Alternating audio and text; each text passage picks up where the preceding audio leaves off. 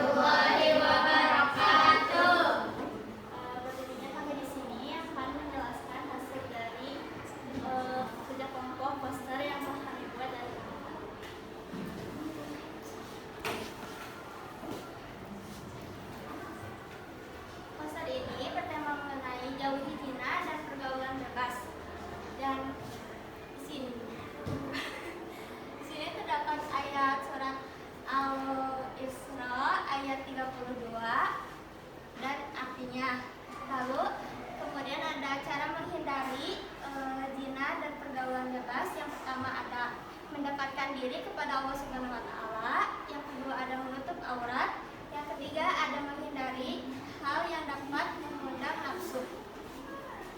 Kemudian yang terakhir ada hukum dan dampak. Hukum dan dampak dari zina dan pergaulan bebas yaitu cambuk dan hukum tajam, mendapat mulia Allah, mendapatkan siksa yang pedih. Baik, terima kasih. Kasih tepuk tangan dulu untuk kelompok Silahkan kembali lagi ke tempat duduknya. Baik, kelompok selanjutnya silakan perwakilan 2 orang.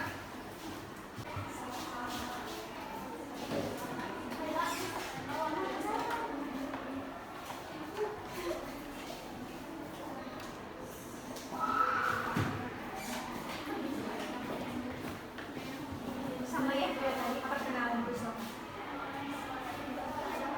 Assalamualaikum warahmatullahi wabarakatuh. Waalaikumsalam warahmatullahi wabarakatuh. Perkenalkan, nama saya Kayla Handayani. Saya Alim Badara. Kami di sini berdiri untuk mempresentasikan mengenai stok guna.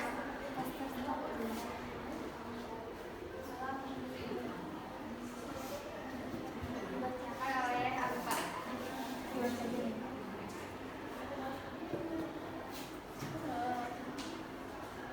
Dalam poster ini adalah acara.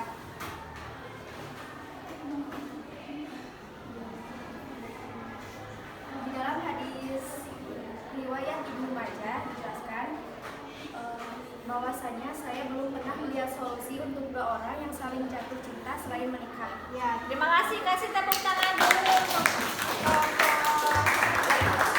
silakan kembali ke tempat duduknya. Anak-anak, terima kasih ya atas hasil karya yang telah kalian buat dan juga hasil diskusi kalian dengan kelompoknya. Baik, untuk pertemuan selanjutnya nanti kita akan mempelajari mengenai asuransi syariah.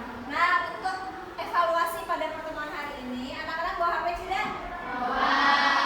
Silakan, kita akan evaluasi menggunakan Kahoot ya.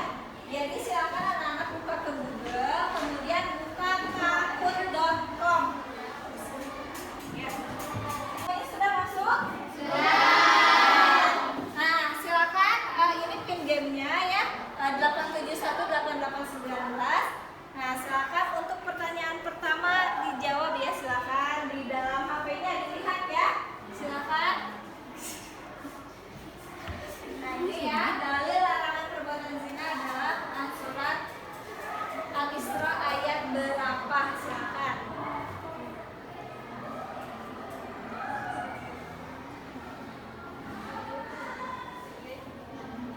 Oke, untuk pertanyaan nomor 2 silakan dijawab ya. Mengapa dalam ayat tersebut menggunakan kata jangan mendekati daripada jangan melakukan? Silakan dijawab di HP-nya masing-masing ya, sesuai dengan warna jawaban dari pertanyaan tersebut.